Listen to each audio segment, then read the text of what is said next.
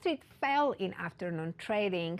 Joining me from Houston, Texas, to talk about market action is Bill Stone, Co-Chief Investment Officer at Avalon Advisors. Welcome. Thanks.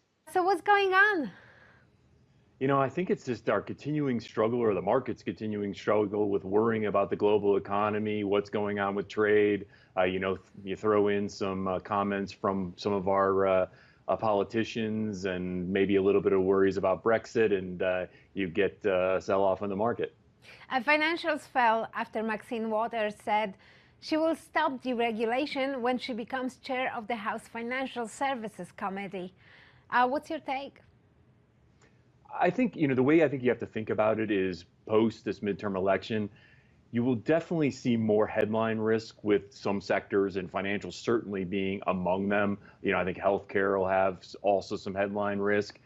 It's unclear that she can actually impact it quite as much because, again, the Republicans still control the Senate, and obviously President Trump is there as well. So, I would argue it's mostly headline risk. But it's certainly out there, and it gets heard, and there's some reaction to it. We got some, perhaps similar in some other areas as well. Apple is pulling down tech stocks. Any thoughts about that? I think Apple is just a continuing story. We got this week some news that some of their suppliers had seen or made new forecasts, lowered their forecasts. So I think there is some worry that the forward estimates or forward forecasts from sales from Apple will probably be a little tougher here in the new year. And I think that's really the story. And I think the other part of the story is to remember Apple was up 40% this year at one point. It's now still up, I guess, last I looked, about 11%. So still a great outperformer. It's just coming from obviously a much higher level. And Snap fell on a lawsuit from the Justice Department and the SEC. Does the company have a chance to survive competition with Instagram? I mean, certainly, obviously, you got to give them a chance. I think the interesting thing about it is that investigation evidently involves their IPO and some of the disclosures they made or didn't make, I guess, is more the way to put it. And one of those is really that it's alleged that they didn't disclose that Instagram was hurting their business as much as it was prior to the IPO. So I think, the market is continuing to sniff out that perhaps even as early as before their IPO, Instagram was already hurting them. So certainly that's the big story as you look at how it's performing relative to some other social media.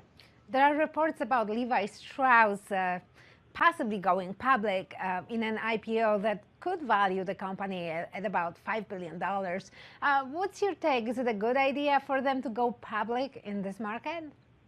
So first I'll say I don't know anything specific about the company since it's private, but just knowing a little bit about the denim industry, which is quite interesting. So denim sales have fallen for 4 straight years. I would say that has to do with the whole move to athleisure wear, the leggings, etc., yoga pants. That actually looks like it's turning around here in 2018. It actually looks like denim sales will be up year over year. And obviously, it's a great brand in the denim world. So I think that's probably the place where they're looking to take advantage of. So I think it is kind of interesting timing for them.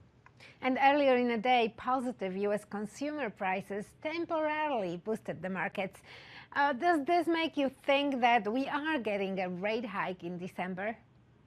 I think a rate hike is, even before those numbers, I don't know that really changed my view at all. I think you really have to expect a rate hike in December. I think what's going to be more important is what they say after that rate hike. So how sure are they of how many hikes they're going to do next year? And I think that's actually the big part of what the market's going to be watching.